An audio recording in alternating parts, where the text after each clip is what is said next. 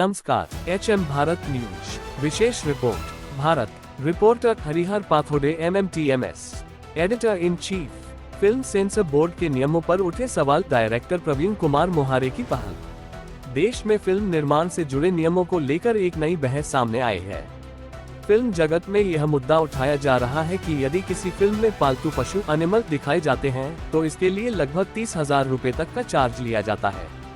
इस नियम को लेकर अब जमीनी स्तर पर विरोध और सुधार की मांग तेज होती दिखाई दे रही है। फिल्म निर्देशक प्रवीण मोहरे ने इस विषय को गंभीरता से उठाते हुए संबंधित विभाग और अधिकारियों के माध्यम से एनिमल टैक्स को समाप्त करने या उसमें संशोधन करने की मांग की है। उनका कहना है कि यह शुल्क छोटे फिल्म निर्माताओं, ग्रामीण कलाकारों और वास्तविक किसान जीवन को दिखाने वाले सिनेमा के लिए बाधा बन रहा है। मोहारे ने ये भी स्पष्ट किया कि असली भारत गांवों में बसता है, जहां किसान और मजदूर अपने पशुओं के साथ जीवन यापन करते हैं। यदि फिल्मों में इन वास्तविक परिस्थितियों को दिखाना है तो ऐसे शुल्क हटाना जरूरी है। इस संदर्भ में 82 वर्षीय एक बुजुर्ग किसान की प्रतिक्रिया भी सामने आई, जिसमें उन्होंने कहा कि हमारे जीवन का हिस्सा है ये जानवर, अगर इन्हें दिखाने पर भी टैक्स लगेगा तो हमारी सच्चाई पर्दे तक कैसे पहुंचेगी। अब सवाल यह उठता है कि क्या सेंसर बोर्ड के नियमों में इस प्रकार के शुल्क का प्रावधान न्यायसंगत है। कानून और संविधान के तहत अभिव्यक्ति की स्वतंत्रता के साथ साथ ग्रामीण भारत की वास्तविकता को सामने लाने का अधिकार भी महत्वपूर्ण है। डायरेक्टर प्रवीण कुमार मोहारे ने मांग की है कि एनिमल टैक्स को समाप्त किया जाए या कम किया जाए। किसान और मजदूर जीवन से जुड़े वास्तविक दृश्यों को प्रोत्साहन मिले। छोटे फिल्म निर्माताओं को राहत दी जाए। अब देखना ये होगा कि संबंधित विभाग और सेंसर बोर्ड इस मुद्दे पर क्या निर्णय लेते हैं और क्या कानून में कोई बदलाव संभव होता है। एचएम भारत न्यूज, आपकी आवाज सच्चाई के साथ। Harihar Bharatram Pathode MMTMS। Editor in chief. मैं प्रवीण कुमार मोहारे।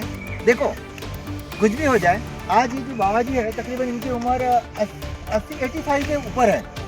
अपनी हाँ 80 और 2 82 साल के हैं। ये जो है बैल है जो उनके इससे सफ़र करते हैं आज भी।